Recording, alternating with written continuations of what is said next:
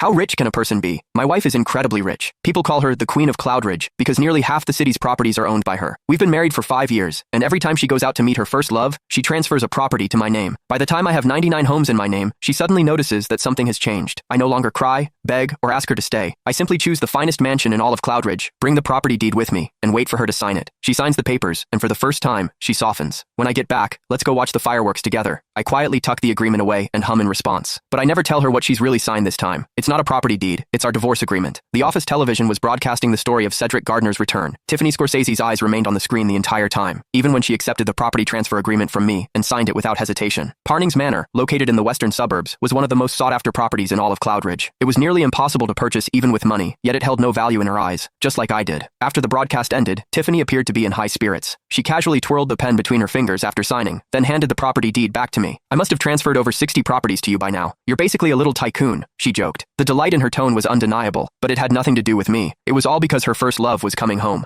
I stood in front of her and simply nodded. The mansion in the western suburbs has a view of the ocean. I really like it. Back when she was pursuing me, I had rejected her 99 times. Her persistence never wavered. After her 100th confession, we got married, but her love didn't last long. It disappeared the moment Cedric returned to Cloudridge, and that day was also our first wedding anniversary. I had been basking in the candlelit dinner she had prepared just for me, waiting with quiet joy for her to come home. Instead, what arrived was a property deed and a brief apology. I'm sorry, Matthew. I missed our anniversary. Will you forgive me? I chose to ignore the heavy scent of an unfamiliar cologne clinging to her skin, and for the first time, I told her I forgave her. To make things fair, I told myself I would forgive her 99 more times. Then came the second time, the third, the fourth. Throughout our 5-year marriage, she left me time and again to be with Cedric. Eventually, she stopped offering explanations. Before going to see him, she would simply hand me the deed to a new property. From the 1st to the 99th, I forgave her every single time. Now, this was the 100th. But after this, I'd no longer need to forgive her. That realization made me smile. I looked at her calmly, no longer weighed down by emotion. She froze for a brief second, then averted her eyes. At that moment, I saw something unusual in her expression, a hint of reluctance. After hesitating for a moment, she said quietly, "When I get back, I'll take you to see the fireworks." In the past, even the smallest display of kindness from her would give me false hope. I would beg, and I would end up heartbroken, because every time, she would pry my fingers off hers one by one and walk away without mercy, leaving behind just 2 words: "You're insane." But I had already gone insane 99 times. Now that the 100th time had passed, I didn't need to keep lying to myself anymore, because hidden among the documents I handed her today was a divorce agreement. In 30 days, Tiffany and I would have nothing more to do with each other. There were 25 days left until our divorce was finalized. For the past 5 days, Tiffany's usually quiet social media had become unusually active. During the day, she and Cedric fed pigeons in the plaza. At night, they watched parade floats from the rooftop of a hotel beside the amusement park. I saw every step they took and every place they went together. As for the promise she made to me, I was sure she had already forgotten it. I got up and began packing. The floor was still a mess of scattered clothes and half-open luggage.